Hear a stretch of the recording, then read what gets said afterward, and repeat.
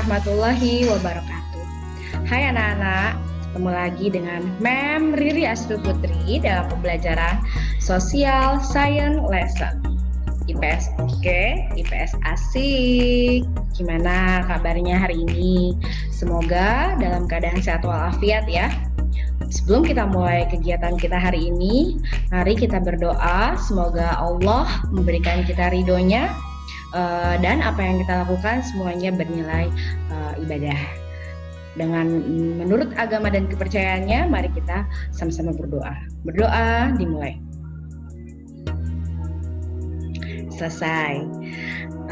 Gimana semangatnya? Masih terjaga nggak sampai sekarang? Kalau semangatnya udah kendor, dikencengin lagi ya bautnya. Presiden pertama kita, Insinyur Soekarno, pernah berkata, berikan saya 10 pemuda, maka saya akan bisa merubah dunia. Nah, buat kalian, para pemuda-pemudi bangsa Indonesia, generasi emas, calon penerus bangsa, selalu jaga semangatnya ya. Tetap semangat, walaupun kita masih dalam kondisi belajar dari rumah, dan ibu bekerja dari rumah, kita tetap menjaga kualitas pembelajaran kita. Baiklah, untuk pertemuan keempat, alhamdulillah kita sudah memasuki pertemuan yang keempat. Kita akan membahas lanjutan dari materi sebelumnya, yaitu tentang bentuk-bentuk kerjasama antar negara ASEAN, pengaruh perubahan ruang dan interaksi ruang dalam kerjasama antar negara-negara ASEAN, dan yang ketiga adalah upaya yang dilakukan untuk meningkatkan kerjasama antar negara ASEAN. Baik, untuk mempersingkat waktu langsung saja ya, silakan kalian simak slide berikut ini. Materi kita bentuk-bentuk, pengaruh, dan upaya peningkatan kerjasama negara-negara ASEAN. Are you ready for learning with me today? Oke, udah siap semuanya ya. Let's check it out our lesson today. Bentuk-bentuk kerjasama ASEAN. Bentuk kerjasama antar negara ASEAN meliputi bidang ekonomi, sosial, budaya, politik dan keamanan, serta pendidikan. Bentuk kerjasama bidang ekonomi tujuannya meningkatkan pertumbuhan ekonomi negara-negara ASEAN. Contoh kerjasamanya, yang pertama, Masyarakat Ekonomi ASEAN atau MEA yang terbentuk di tahun 2015 sebagai perwujudan dari pasar bebas di Asia Tenggara yang tujuannya untuk meningkatkan stabilitas perekonomian di kawasan ASEAN untuk mengatasi masalah-masalah di bidang ekonomi antar negara ASEAN. Dan yang kedua, terbentuknya ASEAN Vision di tahun 2020. Kerjasama di bidang sosial dan budaya. Tujuannya adalah agar tercipta kerukunan dan kemajuan bersama. Kerjasama bidang sosial dan budaya ASEAN dilaksanakan oleh COSD, Committee on Social Development. Contoh bentuk kerjasama sosial dan budaya negara-negara ASEAN adalah antara lain bidang pembangunan sosial menekankan kesejahteraan golongan berpendapatan rendah. Berikutnya, perluasan kesempatan kerja serta pembayaran upah yang wajar. Berikutnya, membantu kaum wanita dan pemuda dalam usaha-usaha pembangunan. Lalu, menanggulangi masalah-masalah perkembangan penduduk dengan bekerja sama dengan badan-badan internasional yang bersangkutan. Selanjutnya, pengembangan sumber daya manusia, peningkatan kesejahteraan, program peningkatan kesehatan seperti makanan dan minuman, obat-obatan, pertukaran budaya dan seni, juga festival film ASEAN, penandatanganan kesepakatan bersama di bidang pariwisata, ASEAN Tourism Agreement atau ATA, dan yang terakhir penyelenggaraan pesta olahraga 2 tahun sekali yang sering disebut SEA Games. Ya, ini adalah gambar salah satu contoh dari penyelenggaraan festival budaya.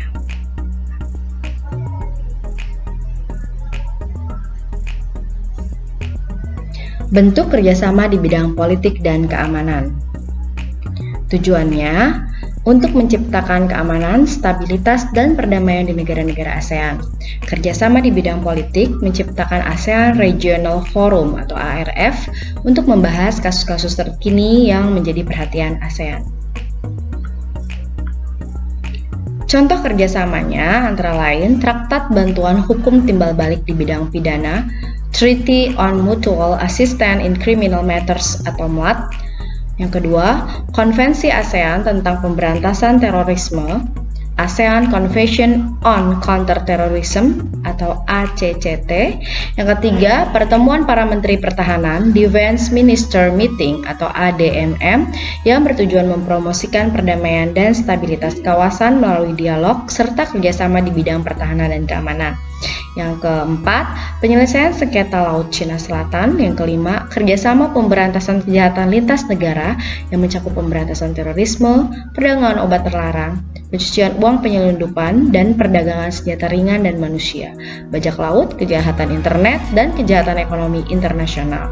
Dan yang keenam, kerjasama di bidang hukum, bidang migrasi dan kekonsuleran, serta kelembagaan antar parlemen.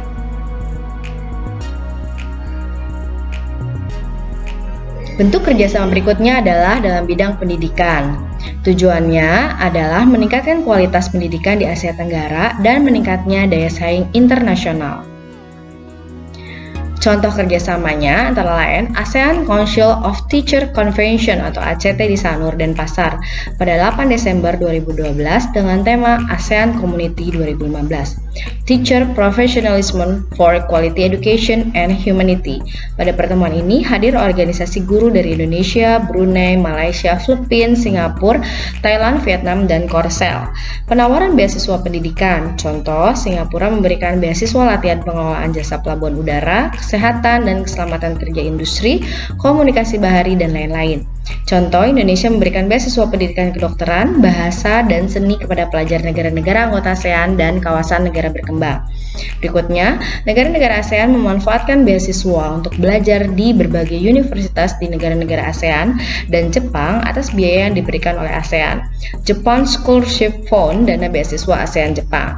Kemudian yang terakhir, Olimpiade di bidang pendidikan sering diadakan pada taraf regional Asia Tenggara. Contoh, Pertamina menyelenggarakan Olimpiade Sains Nasional OSN 2015. Setelah tadi kita sudah membahas tentang bentuk-bentuk kerjasama, sekarang kita masuk ke pengaruh kerjasama bidang ekonomi, sosial, politik, budaya, dan pendidikan terhadap kehidupan di ASEAN. Pengaruhnya mencakup dalam bidang ekonomi, sosial, dan budaya, dalam bidang politik, dan yang terakhir dalam bidang pendidikan. Seperti apa? Mari kita identifikasi bersama. Let's check it out. Pengaruh dalam bidang ekonomi. Membentuk sebuah pasar tunggal yang bernama Masyarakat Ekonomi ASEAN atau MEA. Pengaruh pasar tunggal, MEA membuka pasar dan lapangan kerja yang luas dan semakin bersaing. Kedua, kegiatan ekonomi berupa konsumsi, produksi, dan distribusi semakin luas dan bersaing bebas antar negara ASEAN. Ketiga, salah satu upaya untuk meningkatkan daya saing ASEAN sehingga bisa menyaingi Tiongkok dan India guna menarik perhatian investasi asing. Apakah hanya itu pengaruhnya? Pengaruh perubahan antar ruang dan interaksi antar ruang terhadap keberlangsungan kehidupan ekonomi negara-negara ASEAN memiliki dua dampak, yaitu dampak positif dan dampak negatif.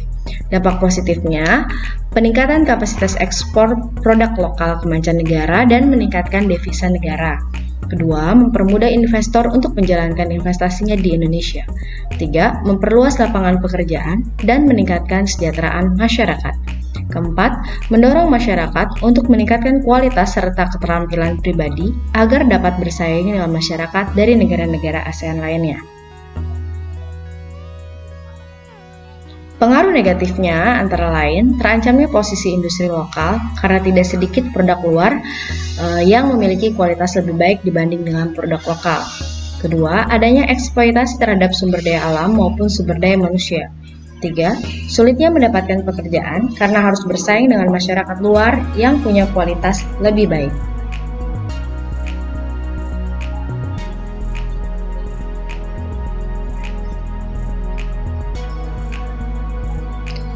Kedua, di bidang sosial dan budaya. Pengaruh perubahan ruang dan interaksi antar ruang terhadap kehidupan sosial. Pengaruh dalam bidang sosial. Di dalam kehidupan sosial, banyak sekali akan timbul masalah-masalah yang menyangkut kemanusiaan. Ini akibat dari terjadinya interaksi sosial. Pada tahun 2015, ribuan pengungsi warga Myanmar membanjiri negara-negara tetangga yaitu Malaysia, Thailand, dan Indonesia. Ini adalah gambar salah satu bukti bahwa Indonesia pada saat itu dibanjiri oleh pengungsi dari Rohingya atau dari Myanmar yang pada saat itu dikenal sebagai manusia perahu. Ya, Aceh yang merupakan wilayah dari Indonesia melalui Dinas Sosial Aceh sangat welcome ya menyambut dengan terbuka dari pengungsi Rohingya yang memang mayoritas adalah Muslim. Kemudian hal-hal lain yang menjadi permasalahan atau pengaruh adalah kondisi dan status sosial masyarakat Asia Tenggara yang berbeda dan hidup berdampingan terkadang memunculkan pertentangan karena perbedaan kepentingan.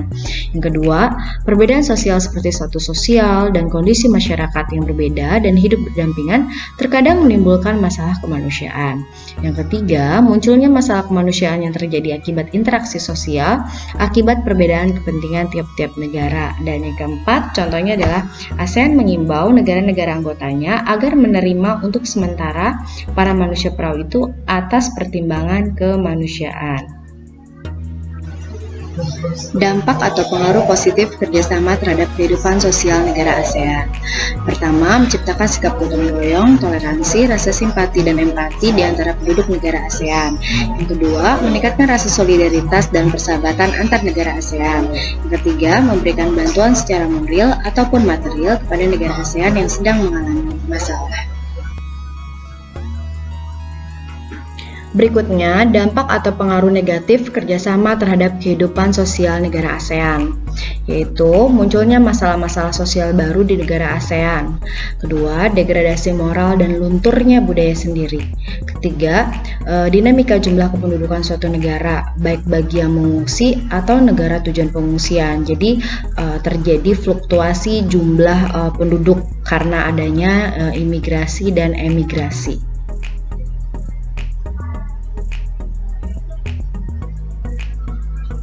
Berikutnya, pengaruh interaksi negara ASEAN di bidang budaya. Sejak konferensi ASEAN di kota Hue, Vietnam yang mengusung tema kebudayaan, maka sudah banyak sekali kegiatan dilakukan yang tujuannya untuk meningkatkan pengembangan dalam bidang kebudayaan, di mana kegiatan tersebut antara lain pembangunan kota budaya ASEAN, perkemahan pemuda ASEAN, dan jaringan kota kuno ASEAN. Selain itu, dalam interaksi dalam bidang budaya ini juga bertujuan sebagai cara mendapatkan devisa dari sektor pariwisata.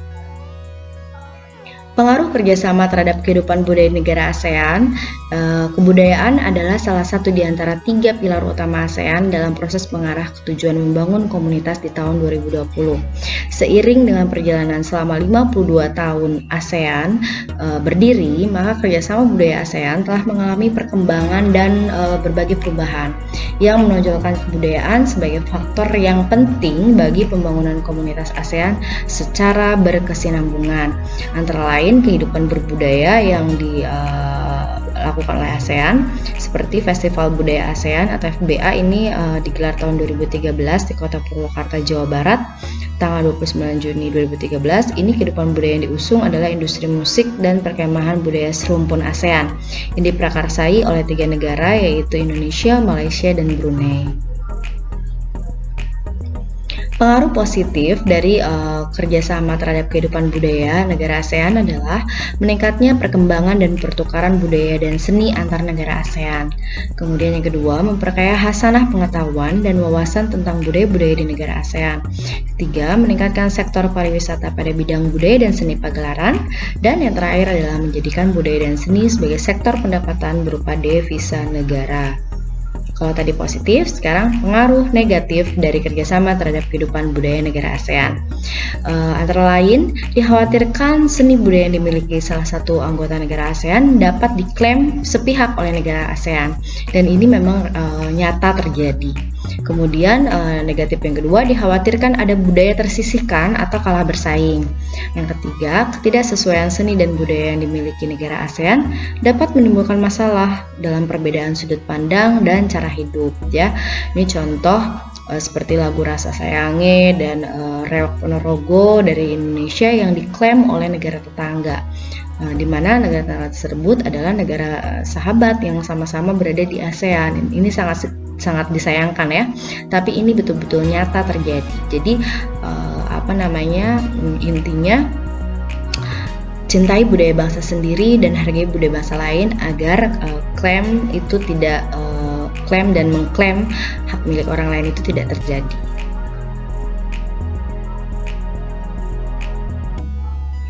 Setelah bidang ekonomi, kemudian bidang sosial, sekarang adalah dalam bidang politik.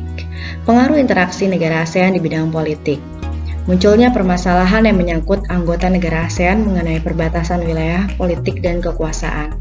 Ada beberapa kasus yang menjadi sorotan, antara lain sengketa perbatasan wilayah dan pekerja migran. Untuk sengketa perbatasan wilayah, ini ada kasus Natuna diawali klaim sepihak oleh Tiongkok tahun 2009 dan hingga hari ini sering terjadi ditemukan kapal-kapal Tiongkok ilegal ya sedang explore ya di Laut Natuna milik Indonesia. Kemudian Pulau Sipadan dan Likitan yang seharusnya milik Indonesia diklaim oleh Malaysia dan 2002 akhirnya resmi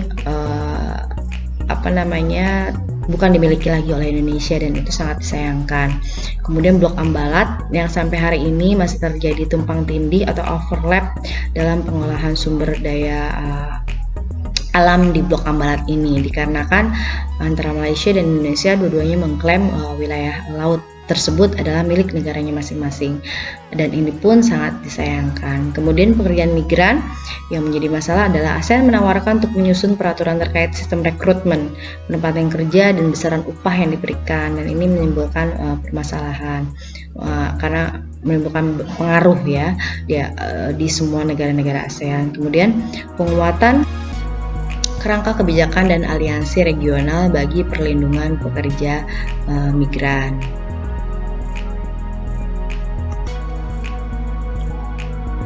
Adapun pengaruh positif dari kerjasama terhadap kehidupan politik negara ASEAN adalah meningkatkan hubungan politik dan diplomatik antara negara ASEAN.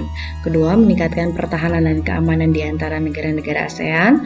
Ketiga, membantu dalam penyelesaian masalah menyangkut wilayah, politik maupun keamanan dalam ruang lingkup Asia Tenggara.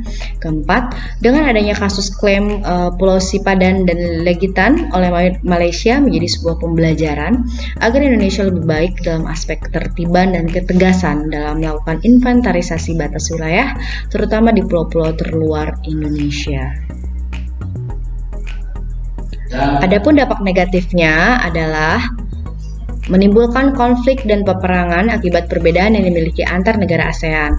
Yang kedua, menimbulkan perebutan wilayah maupun kekuasaan antar negara ASEAN. Yang ketiga, dapat terjadi pemutusan hubungan kerjasama ekonomi atau embargo apabila terdapat salah satu negara anggota yang melanggar aturan. Keempat, menimbulkan diskriminasi jika terdapat perbedaan kepentingan negara. Nah, terjadi perebutan wilayah. Yang dimaksud perebutan wilayah apa ya? Tahukah kalian, Sipadan bersama dengan Pulau Ligitan adalah objek sengketa Indonesia dan Malaysia yang dibawa ke ICJ Malaysia. Malaysia sebagai suksesor dari Inggris memenangkan kasus ini dan menjadi pemilik sah Sipadan dan Ligitan. Artinya, Sipadan dan Ligitan bukan lagi milik Indonesia di tahun 2002, melainkan adalah milik Malaysia. Dan ini adalah sesuatu yang menyedihkan dan Indonesia seperti tertampar ya dengan peristiwa ini. Kalau diperhatikan, kenapa Indonesia merasa tertampar dengan peristiwa ini dan jangan sampai terulang lagi? Ini adalah peta Pulau Sipadan dan Likitan. Ya, Pulau Sipadan yang ini, Pulau Likitan yang ini. Ya, ini adalah daerah Sabah atau Malaysia sebelah timur dan ini adalah bagian dari Kalimantan, artinya bagian dari Indonesia. Kalau bisa dilihat di peta yang lebih jelas adalah ini milik Malaysia ya, ini Brunei, ini Malaysia atau Sabah atau Malaysia sebelah timur, dan ini adalah wilayah Indonesia. Dan Sipadan dan Likitan itu persis ya hampir sejajar dengan daerah Nunukan yang artinya adalah harusnya adalah milik dari Indonesia.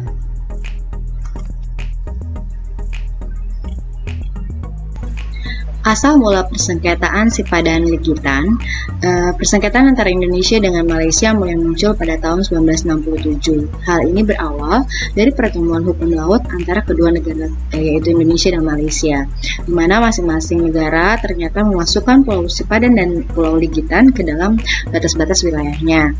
Faktor penyebab persengketaan Sipadan dan Ligitan yang pertama, wilayah kedua pulau yang merupakan pulau terluar dari Indonesia yang berbatasan langsung dengan Malaysia.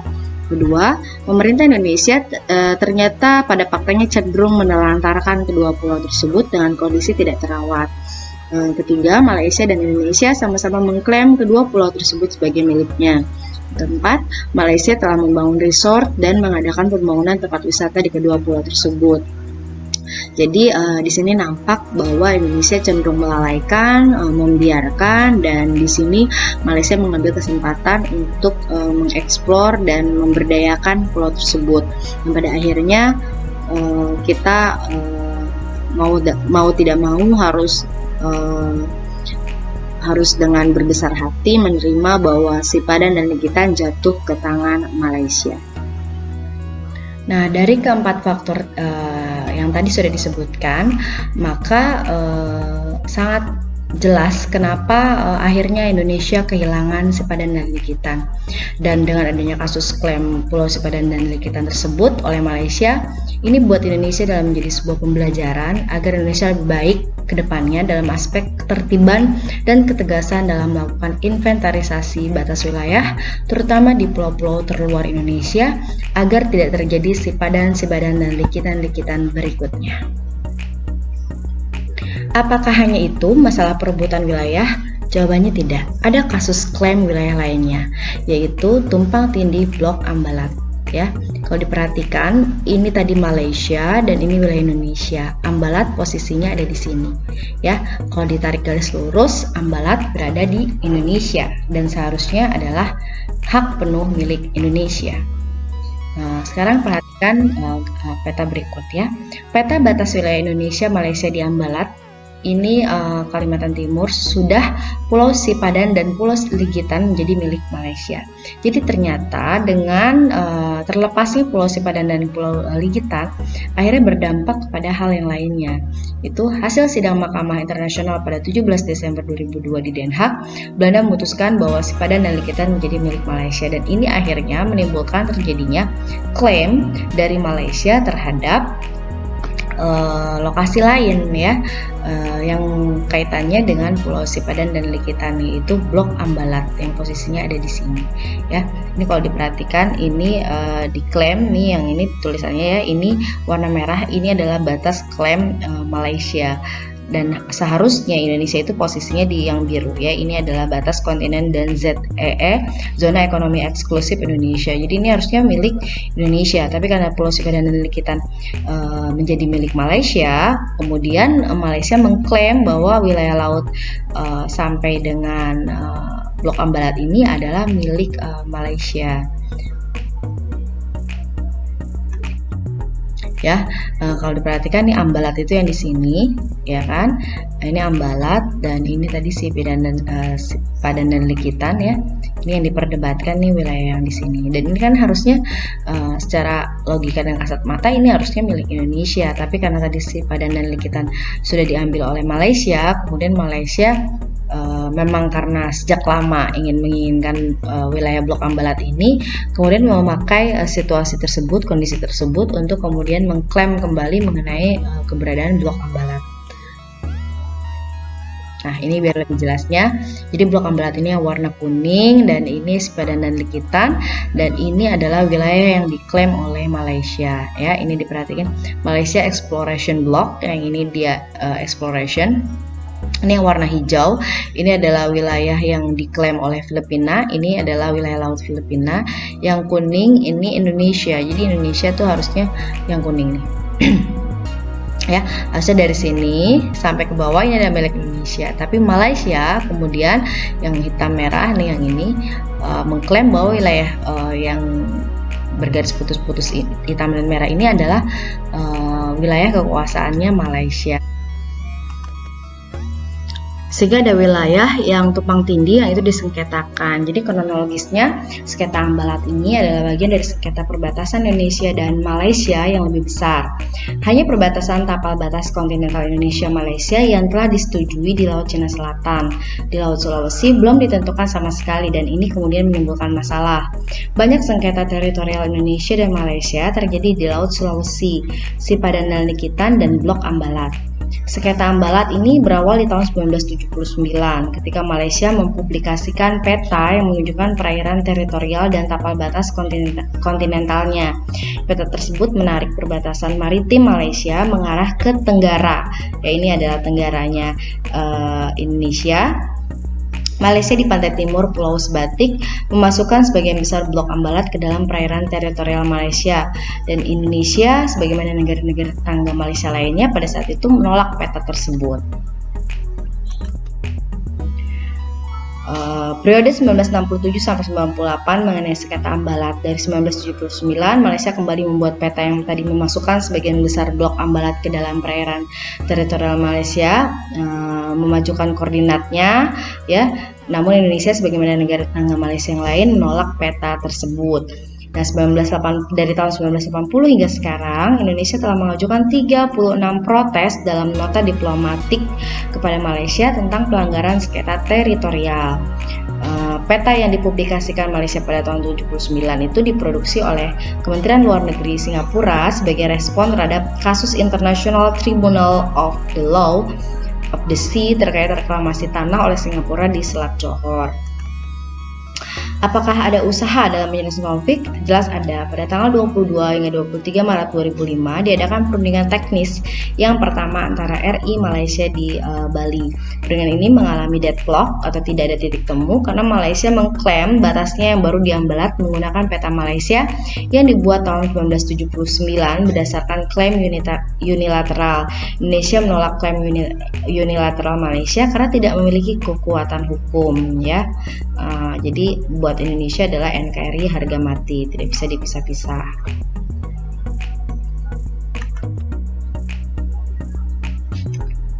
Apakah ada klaim lainnya? Masih ada klaim lainnya, yaitu setelah tadi Blok Ambalat adalah Laut Natuna. Ya, Laut Natuna ini bukan dengan Malaysia tapi dengan RRT, ya, Republik Rakyat Tiongkok. Kalau diperhatikan garis-garis batas, ya, ini adalah garis-garis batas laut milik tiap-tiap negara tetangga di wilayah ASEAN. Ya, garis-garis batas eksklusif ekonomi zona atau zona ekonomi eksklusif di Laut Cina Selatan sejauh 200 mil laut dari tepi pantai masing-masing negara memang tidak bisa terrealisasi sebagaimana aturannya. Kenapa? Karena tadi negara-negaranya sangat berdekatan sehingga tidak mungkin menarik garis 200 mil laut dari tepi pantai masing-masing negara. Tapi ini sudah disepakati oleh semua negara yang ada di ASEAN. Tapi tiba-tiba kemudian RRT, Republik Rakyat Tiongkok, membuat 9 garis, ya, 9 dash line adalah 9 garis putus-putus warna merah yang diklaim sepihak oleh RRT sebagai wilayahnya. Juga akhirnya tampak pelebaran wilayah perairan oleh pihak Vietnam termasuk Kepulauan Paracel bahkan hingga mendekati wilayah Filipina dan Malaysia. Jadi ini adalah wilayah yang diklaim oleh Cina, oleh Tiongkok sebagai wilayah lautnya. Kalau diperjelas seperti ini. Tadi yang biru ini tadi kan yang sudah disepakati, yang tidak mungkin mengambil garis 200 mil pada zona ekonomi eksklusif karena letaknya sangat berdekatan. Tiba-tiba Tiongkok membuat garis seperti ini. Artinya kan mengubah semuanya, ya. Jadi karena 9 dash line zone yang dibuat oleh RRT, Republik Rakyat Tiongkok, membuat ada wilayah yang menjadi zona abu-abu. Kenapa disebut zona abu-abu? Karena wilayah tersebut milik Indonesia dan juga menjadi milik RRT seolah-olah, padahal udah jelas sebenarnya itu kan milik Indonesia, dan Indonesia mempertahankan hal tersebut. Jadi Badan Keamanan Laut RI mendeteksi puluhan kapal ikan Tiongkok dengan pengawalan kapal perang frigate memasuki wilayah zona ekonomi eksklusif atau ZEE Indonesia sejak Desember lalu. Kapal ikan Cina tersebut masuk dalam wilayah teritori Indonesia tanpa izin di area perairan Natuna. Tentunya kita tidak menginginkan kasus sipadan dan likitan terulang kembali. Pertahanan maritim kita tidak boleh lemah. Laut Natuna yang kaya akan sumber daya alam patut dijaga dan dipertahankan. Jangan sampai beralih kepemilikan, apalagi hanya karena adanya kebijakan yang dapat meruntuhkan kebajikan.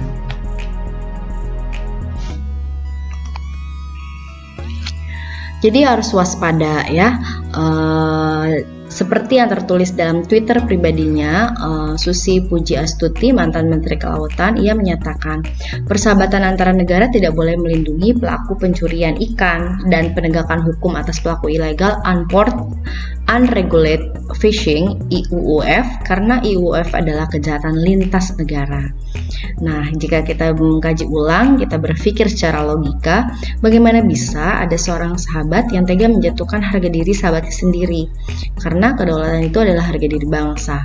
Maka dalam konteks memahami persahabatan, jangan sampai meluputkan logika demi adanya kepentingan lain di dalamnya. Jadi walaupun kita friendship sama-sama ASEAN Community, tapi kalau udah menyangkut wilayah ya, mengklaim wilayah, kita tidak boleh tinggal diam dan cenderung membiarkan. Itu yang dilakukan oleh bangsa Indonesia, mengambil pelajaran dari kasus sipadan dan ligitan.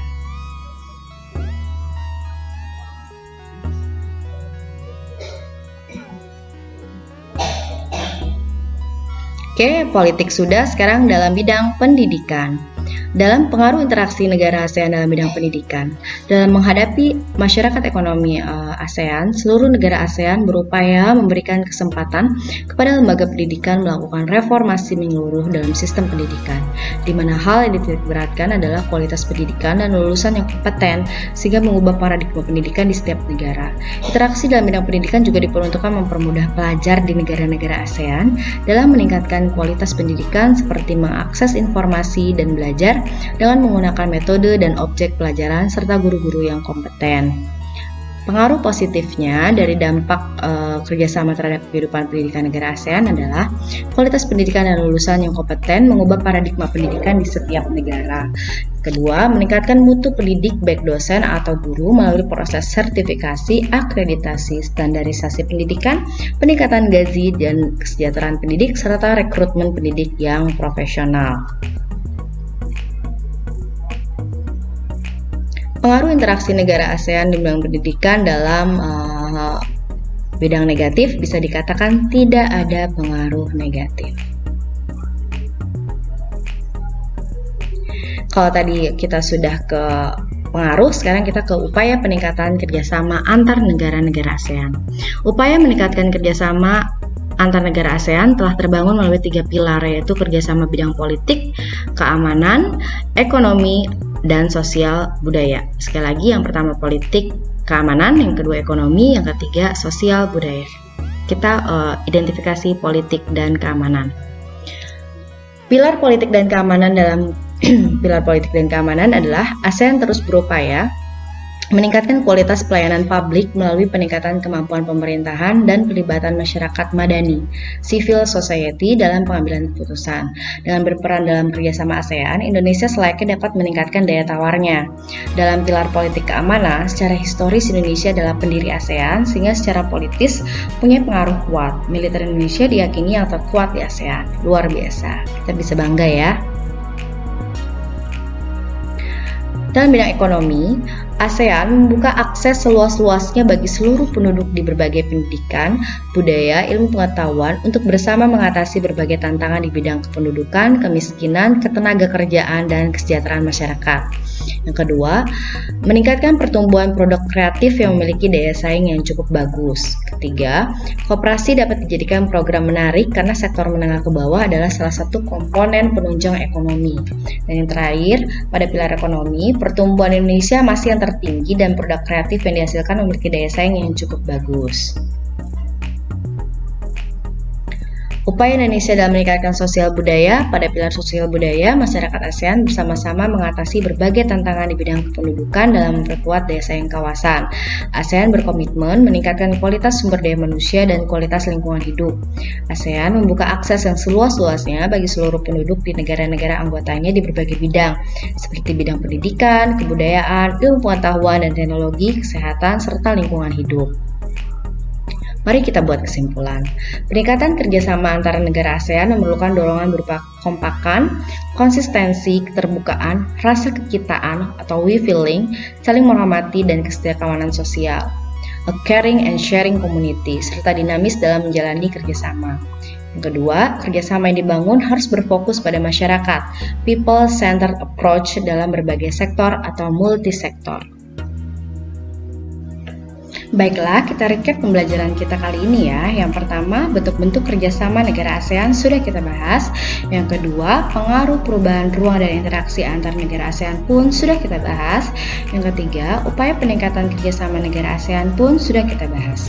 Sekarang, mari kita post-test ya untuk mengukur sejauh mana pemahaman kalian terhadap materi yang sudah kita bahas. Identifikasi pernyataan berikut dengan benar, salah, atau ragu-ragu ya. Jawab dengan jujur seperti biasa. Peningkatan kapasitas ekspor produk lokal ke mancanegara dan meningkatkan devisa negara. Benar, salah, atau ragu-ragu? Ya, betul sekali. Rata-rata jawabannya benar. Luar biasa. Pernyataan yang kedua. Dengan adanya kasus klaim Pulau Sipadan dan Likitan oleh Malaysia menjadi sebuah pembelajaran agar Indonesia lebih baik dalam aspek ketertiban dan ketegasan dalam melakukan inventarisasi batas wilayah terutama di pulau-pulau terluar Indonesia adalah pengaruh dari kerjasama di bidang sosial budaya. Benar, salah, atau ragu-ragu? Salah, tepat sekali, luar biasa. Pernyataan yang ketiga. Upaya peningkatan kerjasama ASEAN ada 3 pilar. ASEAN adalah kerjasama dalam bidang politik keamanan, ekonomi, dan sosial budaya. Benar, salah, atau ragu-ragu? Ragu-ragu, benar. Ayo dipikir ulang. Benar sekali jawabannya. Yang benar adalah benar ya. Oke, rata-rata jawab yang benar tuh. Cuma ada beberapa yang ragu-ragu, mungkin nggak fokus. Diputar ulang ya videonya.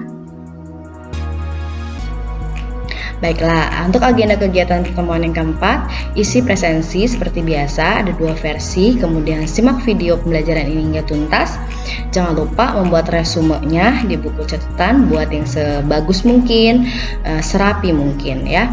Kemudian yang ketiga, kerjakan semua tugas yang diberikan pada pertemuan keempat, tugas individu maupun tugas kelompok. Yang keempat, kirim tugas yang telah dikerjakan pada menu class note.